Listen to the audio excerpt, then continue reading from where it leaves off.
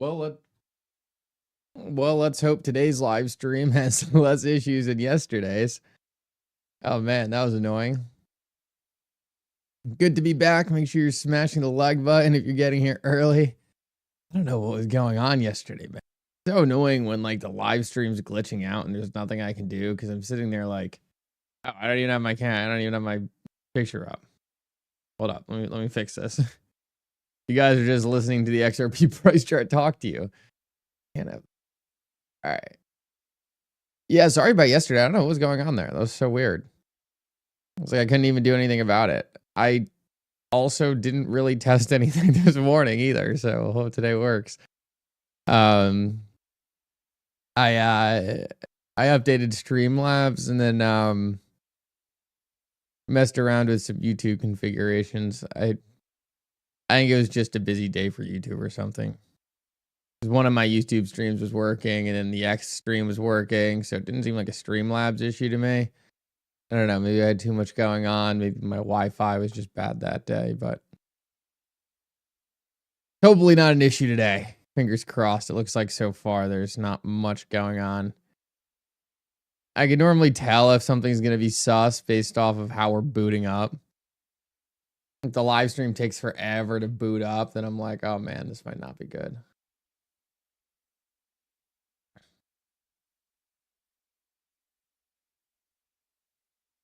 Was anyone around for my Gary Cardone? I don't know what you want to call it. That discussion last night. Oh man, this dude's taking a beating right now. So Gary Cardone, I kind of want the room to fill up a little bit more. This is content gold. Run the poll, Gary. Yeah, this is good.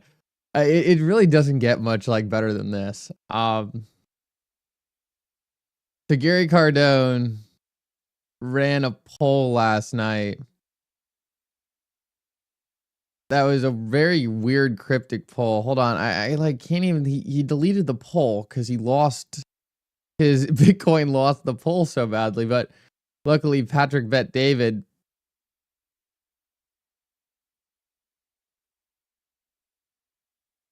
kept his poll. So Gary put a poll out there saying you are 50 years old. It's such a weird poll. It's the worst poll ever. So Patrick Bet David put out a poll saying what is the best cryptocurrency technology over the next 10 years. And the answers were obviously XRP. So Gary Cardone actually chirped Patrick Bet David. He said, it's a dumb poll. You don't know what you're talking about. If you would actually write a good poll, then Bitcoin would be the answer, which was already weird. It's like you're not trying to convince people to make Bitcoin the answer. But his point is that he could make a poll that XRP or that Bitcoin was the winner. So Gary put out this poll. He said, you are 50 years old with $10 million and going into suspended hibernation. I don't know what suspended means. I mean, I know what suspended means, but I don't know what it has to do with this question. You're going into suspended hibernation. So I guess if you're in like a tube, for 8 years, 2020, I think it's just like a coma. 2023, his grammar is so bad. Escaping complete world chaos and a virus.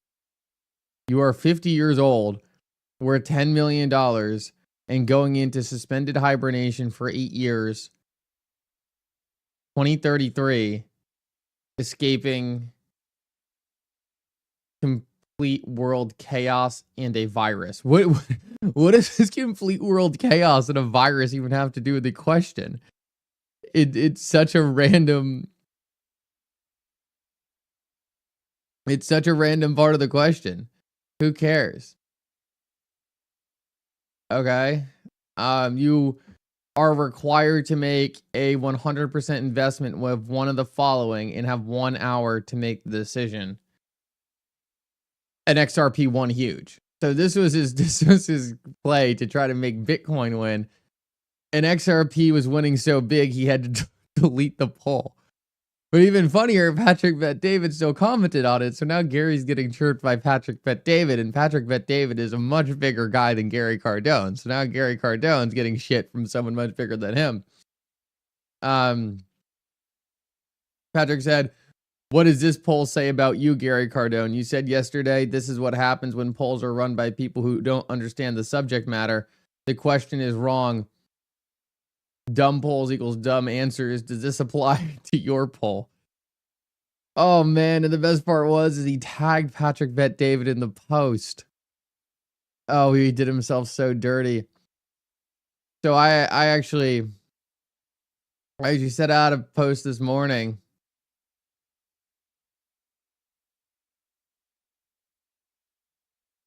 Gary Cardone said XRP holders are dumb as rocks. Weirdly enough, he owns XRP. Classic Gary Cardone move. Call XRP holders dumb as rocks while he's holding XRP. I said, Gary, on behalf of the XRP community, please sell your XRP. Please sell your XRP, Gary. Yeah, he deleted the poll. Oh. And even better, he then ran a new poll. And take a look how dumb this poll is. Next poll.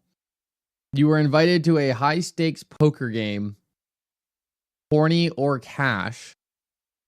I don't, once again, this is such a weird way of writing a poll. Horny or cash, okay. Negative $10 million pot. His grammar is so bad, I can't read these. Is that a negative $10 million pot or a $10 million pot? That says negative 10 mil. So your pot is negative 10 mil on a high stakes poker game where you don't know the rules of the poker game going in.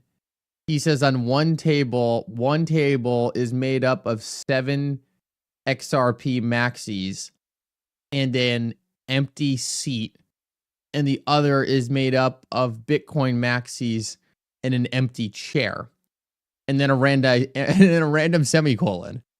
I don't know where that semicolon came, and I don't know why at the XRP table there's an empty seat, and at the Bitcoin table there's an empty chair. This is the weirdest phrasing I've ever read. What do you mean there's 7 Bitcoin maxis with an empty seat, and then another one of Bitcoin maxis made up with an empty chair? Okay, there's one with a seat and one with a chair. So we know how many people are at the XRP table. We have no idea how many people are at the Bitcoin table. And then to make it even more confusing, he says, which table offers you the greatest opportunity to win 100 Bitcoin? I thought the pot was $10 million. How does this math up? It's just the dumbest, it's just the worst poll I've ever read.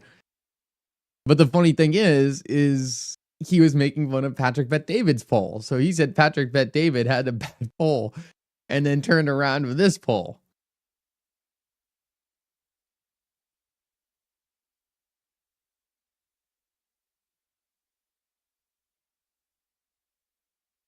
So I don't know about this poll.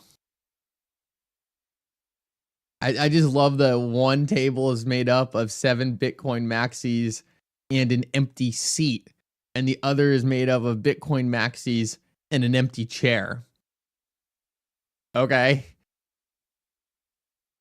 I don't know what that means, but that's his definition of a good poll. So I'm glad he was able to establish that, but yeah, I don't know.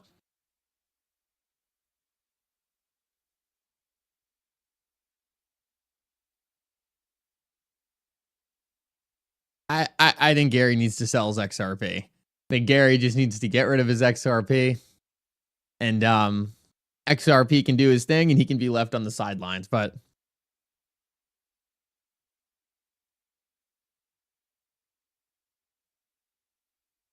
we can't have this guy. We can't have this guy profiting from XRP. I simply won't allow it. Grandpa forgot his medicine. STM surge. That's hilarious, dude. It was crazy. It was crazy. These people are insane. insane. And everyone always asks me, like, why do you still go to the Bitcoin spaces? Guys, it's because, like, the amount of people who come and follow me during those Bitcoin spaces because they just have, like, common sense. Like, what I'm doing is I go into this space, right? And there's a bunch of dumb people on stage. There's a bunch of dumb people on stage, and there's some smart people too. Don't get me wrong. There's absolutely some smart people who go to those stage who, like, I just don't agree with, right? Hey, we don't have to agree on everything. We can have completely different views. Like, Joe Calasari, very, very smart guy. We agree on 99% of the stuff out there, maybe even 99.5. We disagree on XRP. Perfectly fine. Smart guy. I have never in a million years would I call Joe a dumb guy. He's incredibly smart, arguably a lot smarter than me. I think I know a lot more about XRP than him. I think if he actually took the time to understand XRP, he would love XRP, but he's a bit of a Bitcoin maxi, totally fine. But what I do is I go up there, I bring some common sense, and then all the people listening who have common sense go and follow me. So people are always like, Mickle, stop wasting your time. Like, guys, don't worry about it. I have a blast up there, man. I think it's so funny. And they all get triggered too. Like you get people up there and they're like, we need to stop letting Mickle on stage. He's talking about XRP. We can't talk about that kind of stuff. Adam Vale. Adam Vale asks a very interesting question. Adam, love that question. Adam said, Da Vinci says that you can freeze your XRP at any time. That is a great question, Adam, and I appreciate you for bringing it up. And guys and mods, this is why we need to leave stuff like that in here, because we need to make sure we're educating people. Adam says Da Vinci posted a video that you can freeze XRP at any time. Here's the video. And Adam, take a look at this. There's a fat community note on this video saying, while the XRP ledger does have a freeze feature, it can only be used on issued tokens, not XRP. And let me just explain what that means to you real quick. If someone issues a stable coin and that stable coin needs to have a freeze feature on it, right? Like if you're a centralized business and you want to issue a token and you need to comply with regulations, you can put a freeze feature on your token, but XRP can't be frozen. So it's just a feature of the XRP ledger. If you're issuing a token, then essentially you can freeze it or you can do a clawback. But it's not native on the XRP ledger. It's just a feature you can turn on if you want that feature as a token issuer. It's just part of the programmability of the ledger itself. It's the same exact thing on Solana. It's the same exact thing on Ethereum. It's just a feature. If you want to have a token that has that feature, you can have it. But it's all transparent, right? It's all transparent because it's all on the public chain.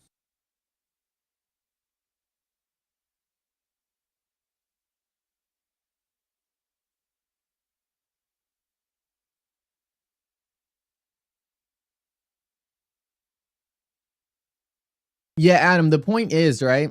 And it's a great question. That's why I love questions like that, right? Like, because it makes everyone smarter. The point is like, if you're an institution and you want to issue a currency on the XRP ledger and someone takes your currency and sends it to a terrorist, right? Like you're going to get in a lot of trouble. So these big institutions adopting blockchain technology need ways to claw back that money so that you can actually rectify money going to people who money's legally not allowed to go to. But XRP is a completely decentralized neutral asset. You can never freeze XRP.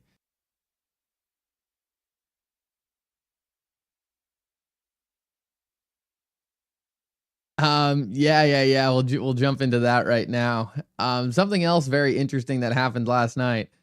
Funny enough, everyone in the in that Gary Cardone space was praising President Trump. And meanwhile, while they were all praising President Trump and his and President Trump's future Bitcoin plans. President Trump was on Truth Social retweeting XRP and Brad Garlinghouse, man. You can't make this stuff up. So all of them were talking about how President Trump is going to make Bitcoin the new reserve currency of the world and all these different things. And meanwhile, President Trump is on Truth Social retweeting Ripple and XRP stuff. So you can't make this stuff up, man. You can't make this stuff up. And eventually these Bitcoin maxis will just be anti-Trump. Like there's no doubt about it. They'll just be anti-Trump.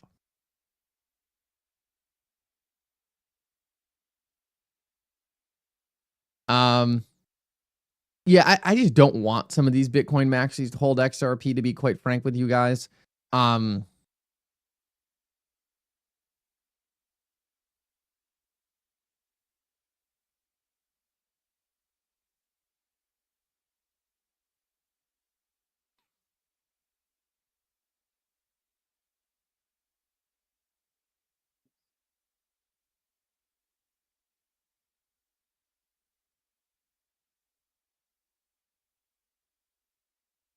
Oh, Scott Melker just picked up on it.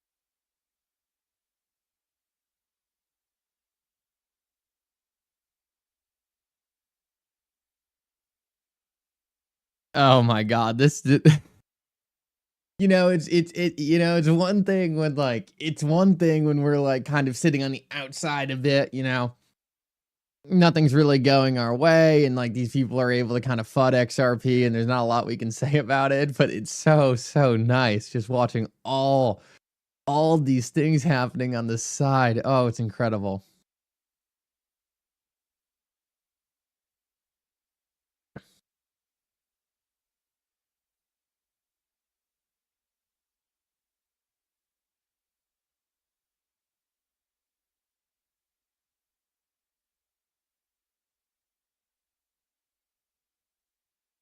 Oh, it's so good.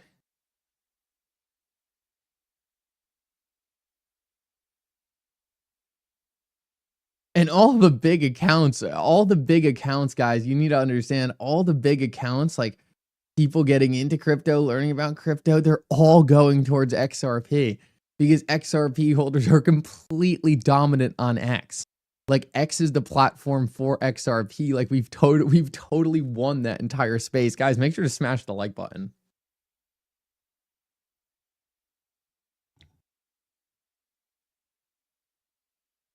In my honest opinion, is Algorand a solid project? Yeah, I think Algorand's a solid project. I just don't,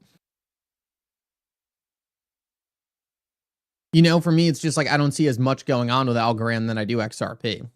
Like it has nothing to do with the fundamentals of Algorand. I think Algorand is an interesting project. I just don't see that much going on there. And when I say I don't see that much going on there, there's a lot going on there. Just I don't see as much compared to XRP. Like the news cycle for XRP is insane. Like Trump is posting about XRP on Truth Social. So like, you know, didn't Solana lose 70% of its developers to the XRP ledger recently? I have no idea if that's a true fact. I would love to see where that fact came from. Crypto Clay said, love Algo, ISDA, Bank of Italy. Crypto Clay knows a lot more about Algorand than I do. Let me say that right now. And it's always important to realize, guys, like one of the things I absolutely do not claim to know is like a lot of these other cryptocurrency tokens. Like some of them I do have strong opinions on, but like a lot of them I just don't know that much about. Like, so like I'm definitely not like the person where like if I don't know that much about algo, you should be thinking, oh man, like Mickle doesn't know about algo, like that's a huge issue, you know? Like that's totally not how I would take it. I just don't like it's just not my area of expertise. I'm sure there's people who focus on algo who know way more than me. And they probably have a whole bunch of things that I don't know about for algo. So like I never come in here and act to know about some of these things ever. You know, I'll just give you my raw opinion on it.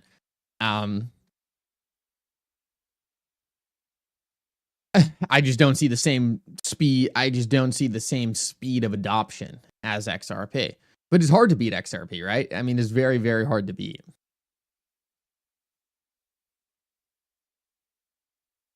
Guys, I've got a very interesting thing to go over here.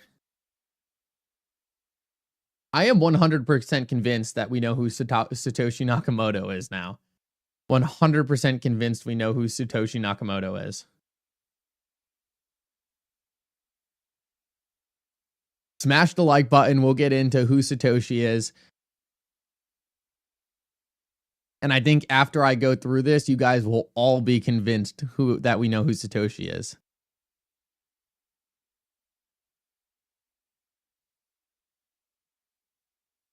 No, Gary doesn't want to debate. Gary will never debate me on XRP.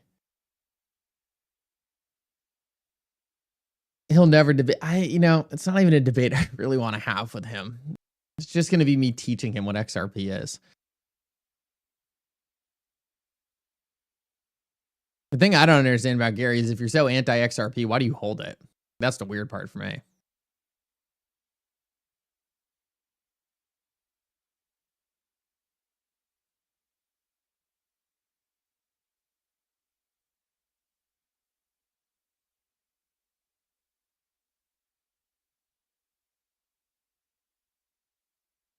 All right, guys, smash the like button. We'll get into the Satoshi thing. This is crazy because if this person really is Satoshi, man, this is gonna completely flip the entire industry on its head, man.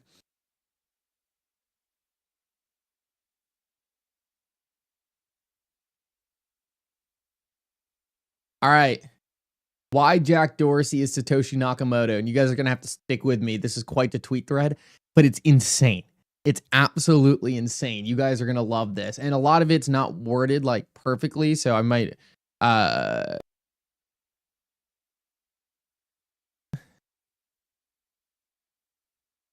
someone just posted, dude, don't say Satoshi is Jack Dorsey. Here we go. We'll jump into it, guys. Smash the like button.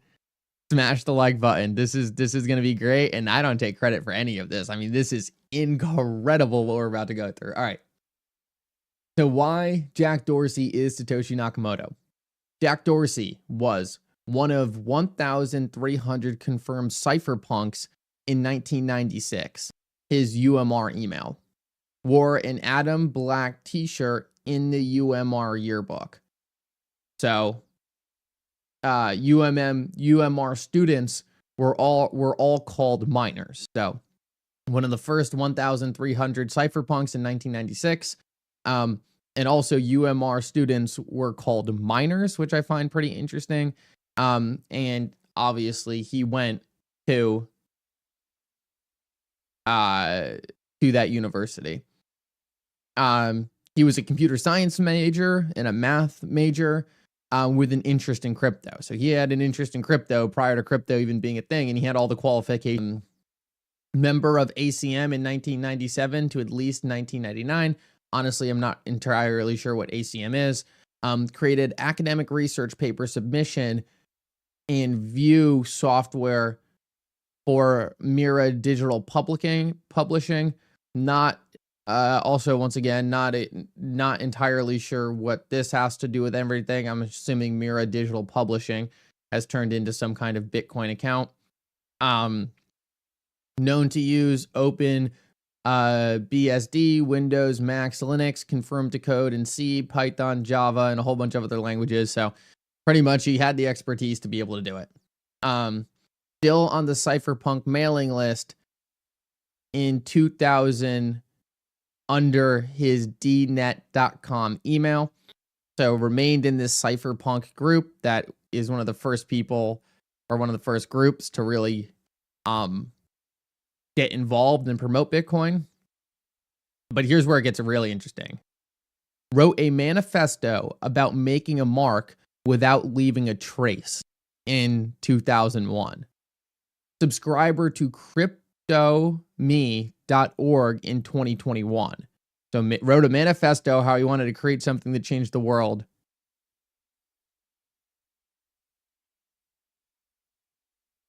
Audio is patchy. Oh my, like, what is this? Hello, testing.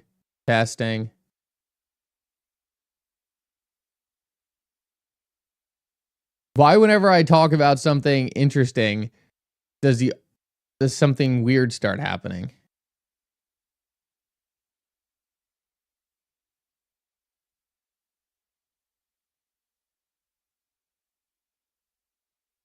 Test. Guys, try to just refresh the stream if you're having some issues. Try to just refresh the stream if you're having some issues. A lot of people are saying audio is fine. Try to just refresh the stream. Okay, so he wrote a manifesto making a mark without leaving a trace in 2021. Subscriber to Crypto Me in 2021. Made a blog post where he jokingly says he is working on a network for drug traffickers. So this is where it gets very, very interesting. Wrote a blog post about creating a network for drug traffickers. Posted a bio in 2023. Says he's into crypto, pseudonyms, 4 a.m. hacks, and more. So he's into crypto and he's into remaining pseudo-anonymous. Posted in 2003 that he is ending his dependence on the US dollar and creating a barter network. Just a reminder, guys, Bitcoin came out in 2008. So 2003, he's talking about creating a new network for drug traffickers and a new barter network that is not dependent on the US dollar. Referred to himself as Jack instead of Jack. Jack was his pseudonym. Jack, who was a sailor, tweeted on 8/17/08, around the horn and home again, or that's the sailor's way. Bitcoin.org was registered the very next day. So he put out kind of a cryptic post beforehand, around the horn and home again, for that's the sailor's way. And the next day, Bitcoin.org was registered. Jack's Twitter profile from 2007 to 2009 said that he was a sailor. So the pseudonym also talked about being a sailor. The original Bitcoin source code, including an old sailor's adage, never go to sea with two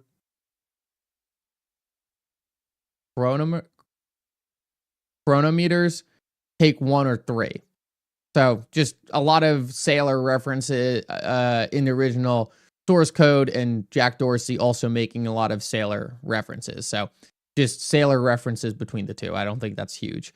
The original Bitcoin source code documents are all timestamped as being created at exactly 4 a.m., just like Jack's bio. So if you remember before, Jack had talked about 4 a.m. being essentially the time in which they were creating some of these things. The original Bitcoin source code documents contain a brute forced example vanity Bitcoin address that starts with NS17. Satoshi Nakamoto 17. The documents were created 1/7/2009. Satoshi accidentally logged into an IRC on 1/10/2009 using a real IP revealing he was in California where Jack was. So Satoshi accidentally logged into a computer, and that was traced back to California, which is where Jack was at the time. So based off this right here, we can see that whoever it was, whoever Satoshi was, he had logged in to that computer prior. The first Bitcoin transaction took place on Jack's mom's birthday, 1/11/2009.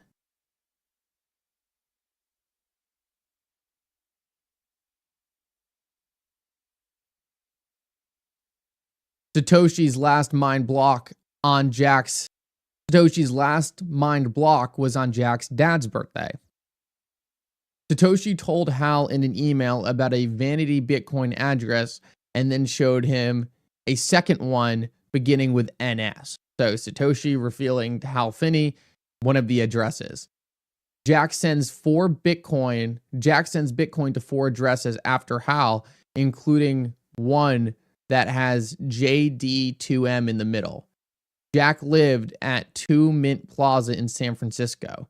Jack Dorsey, 2 Mint, JD, D2M. So all of Jack's addresses link back, or a lot of Jack's personal information link back to some of his Bitcoin addresses.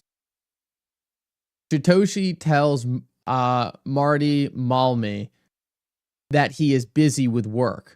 Jack was busy launching his next startup, Square, now Block. So Satoshi kind of disappears for a bit after Bitcoin was launching, when Jack Dorsey also kind of disappeared because Jack was launching Square. Satoshi tells people on the forum not to donate Bitcoin to WikiLeaks on 12/5/10. So Satoshi comes back and tells people not to donate Bitcoin to WikiLeaks. This is crazy. Twitter is then hit with a secret court order with a gag request to turn over everything it has about WikiLeaks on 12/14/10. So Satoshi comes out and tells everyone not to send Bitcoin to WikiLeaks. At the same exact time, Jack Dorsey's company Twitter is essentially in a big dispute with WikiLeaks. This was not public to anyone except Jack Dorsey had inside information. Satoshi stopped logging into the forum on 12/3/10 and never returned. Jack is made executive chairman of Twitter while remaining CEO of Square. And he tweets that he is very busy with both. So Satoshi said he was extremely busy, and that's why he kind of went MIA. And Jack is telling everyone he's extremely busy with these 2 new companies. Satoshi sends his last email on 4/23/11. Twitter's tech lead suggests that Twitter might integrate Bitcoin payments on 5/23/11. Jack Dorsey calls Bitcoin an amazing movement in September 2012 and said that Square would accept it and it would become huge if accepted. Jack's best friend, Alyssa, writes a novel, Hacktivist, in the summer of 2013 about Jack, in which she places him as living a double life behind a famous pseudonym. So Jack's best friend writes a book about him, talking about how Jack is living a double life behind a famous pseudonym. Square announces Bitcoin acceptance in 2014. Satoshi's GMX email is hacked on 9/8/14, and the hacker attempts to extort Satoshi by sharing that he knows about his connection to St. Louis, Missouri. Jack is from St. Louis. Alyssa then writes a second novel about Jack, Hacktivist.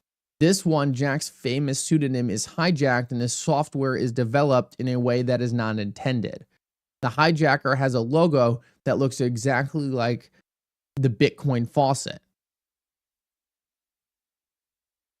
2 weeks later, on 8/15/15, Satoshi reappears on the Bitcoin mailing list to address the Bitcoin block size debate. People are shocked of Satoshi's return, and some doubt if it's really him, but no one could disprove it. 2 months later, Jack is made permanent CEO of Twitter, officially making him the CEO of 2 companies. The last installment of Alyssa's novel about Jack is published. in which it ends by him returning as head to the social network. So once again, saying that this person likely knew that Jack had some pseudo-anonymous identity, and that person also is the head of social media company. Square publishes a children's book in 2018 to explain the legend of Satoshi Nakamoto, in which it makes Satoshi's character look like Jack Dorsey. Interesting. On 4/2020, Lex Friedman asked Jack if he is Satoshi, to which Jack tells him that he wouldn't admit it if he was. In contrast, all the other people who people think are Satoshi outright denied it, and they said no. So Jack clearly had a hard time answering that question, while everyone else was very easily able to answer the question. Very old Bitcoin addresses signed a message stating that Craig Wright was not Satoshi, and that he was a liar and a fraud. The oldest Bitcoin address that signed the message started with 1 Jack. And if you guys remember, 1 Jack was Jack's original Satoshi, or Jack was Jack Dorsey's original nickname when he was creating this entire thing. So it's his old pseudonym. So someone in the Craig Wright case, probably Jack Dorsey, who is one of the original people that was staging to prove that Craig Wright was not Satoshi, just so happened to sign it with Jack's pseudonym. There was also another one that signed it too, that had Square's ticker symbol in it. In February 2022, Jack starts wearing a Satoshi shirt all around and during the Super Bowl. Jack said at a conference that Bitcoin and Satoshi in 2009 was a combination of my childhood and my curiosity, and everything that I aspired to be and everything I loved. Craig Wright's attorney argues in 2024 that Craig Wright was not Satoshi. Then the real Satoshi would have to be expected to come forward to counter the claim. It did not dawn on them that the person countering the claim was Jack Dorsey, who was the basis of the Copa versus Wright legal challenge to begin with. Jack Dorsey came forward to counter the claim. So in the Craig Wright case, they were saying the real Satoshi needs to come forward and essentially counter this claim. And Jack Dorsey was doing that. Jack Dorsey then wrote, "I frequently imagine Satoshi sitting back somewhere laughing at it all." Jack went on Nostr and thanked Hal Finney for his help. Jack parades himself around in the Satoshi shirt. So I know that was quite the thing, but man, oh man. Crazy, crazy, crazy stuff. I mean, when you really look at it, I mean, I personally think after reading all of that, that Jack Dorsey is absolutely Satoshi. Absolutely. He was always one of the original people linked. And I think the two biggest things is that we now know Satoshi is absolutely out of California. We know that Satoshi absolutely is heavily tied to Jack, and Jack is the only one who essentially is giving a maybe answer, and all the other original Bitcoin creators are coming forward and they're just saying, no, it's absolutely not us. When you link all of these, and then his best friend is writing a book essentially saying, hey, this person is running an anonymous or a pseudo-anonymous project looking to help move money in a new marketplace that's not dependent on the US dollar. And Jack said he was working in the early days on a brand new marketplace that did not require the US dollar. I mean, to me, it's just like everything lines up perfectly.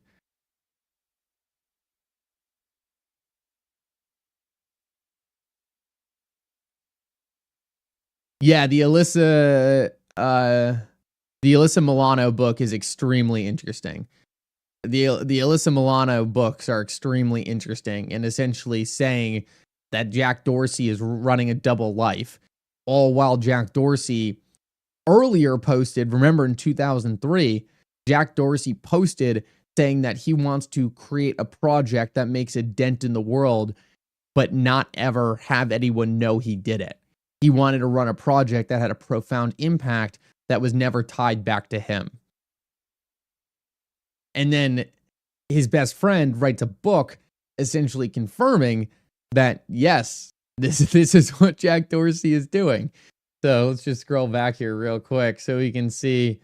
Yeah, this is the kind of some of the most damning stuff. He wrote a manifesto about making a mark without leaving a trace. He was one of the only people who was talking about crypto back in 1996. He had all the qualifications to go do it. He made blog posts about saying how he's working on a network for drug traffickers.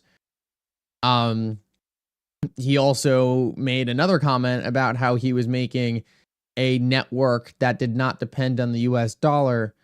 We also have Jack's nickname showing up in a lot of the addresses later on that have to do with Satoshi. We have Satoshi logging in to a public IP where Jack was at the time. All the major Bitcoin transactions happened on Jack's family member's birthday. We also have obviously the WikiLeaks thing where only Jack had inside information about WikiLeaks and Twitter. And beforehand, Satoshi is also reaching out, telling people not to interact.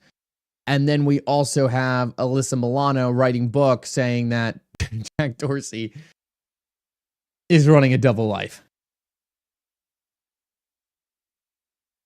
So guys, I don't know about you. To me, that seems like very, very interesting information that Jack Dorsey is Satoshi. And if Jack Dorsey is Satoshi, in my opinion, it totally changes the dynamic for Bitcoin. Because if we know who Satoshi is, and Satoshi is just Jack Dorsey, that makes Bitcoin the same exact thing as everything else in the market. Absolutely. If Satoshi is still alive and well and is Jack Dorsey,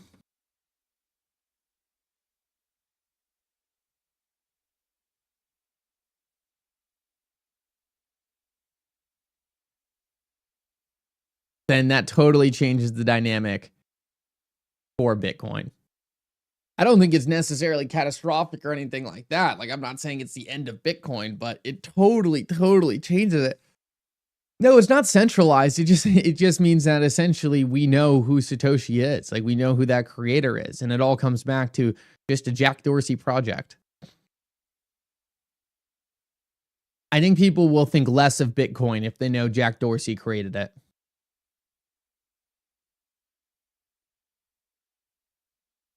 To be completely honest.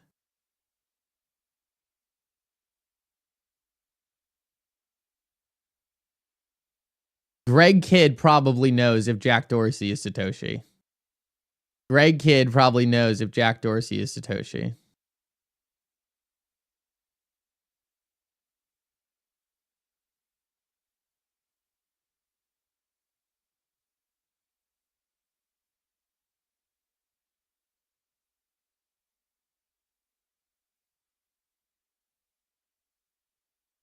Well, guys, AI is not just gonna tell you who it is. I was playing around with Grok last night, and I was just, without even prompting it on anything, I was like, who do you think the top 5 most likely people for Satoshi are? And it actually came back, interestingly enough, exactly to the list that we talked about for people who denied being Satoshi. So Grok gave me 5 names. Obviously Jack Dorsey was one of them, and Jack Dorsey is the only one out of there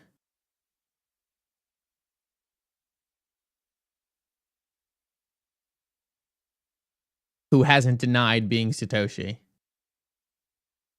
Also, Jack Dorsey is the one who walks around with the Satoshi shirt on, and it's almost like hidden in plain sight. It's like he's just running around with the Satoshi shirt on, and everyone's like, "Oh, it's not this guy, right?" It's almost hiding in plain sight.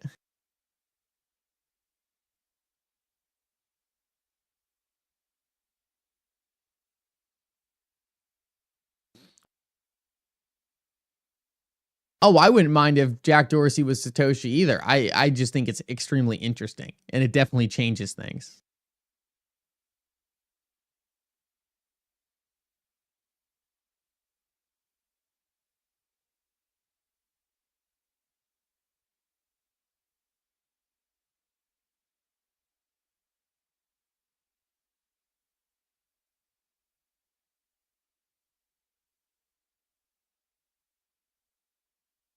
Super, super interesting stuff, though. Just wanted to share that with you guys. I find it interesting.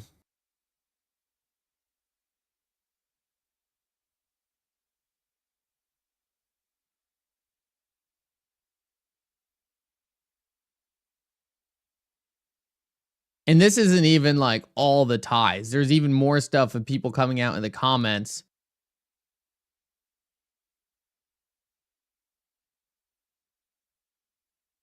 adding points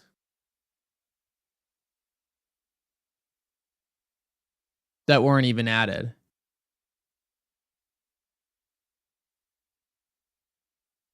Interesting stuff. Ab says, "Oh, I'm interviewing King Solomon. Anything you want me to ask?"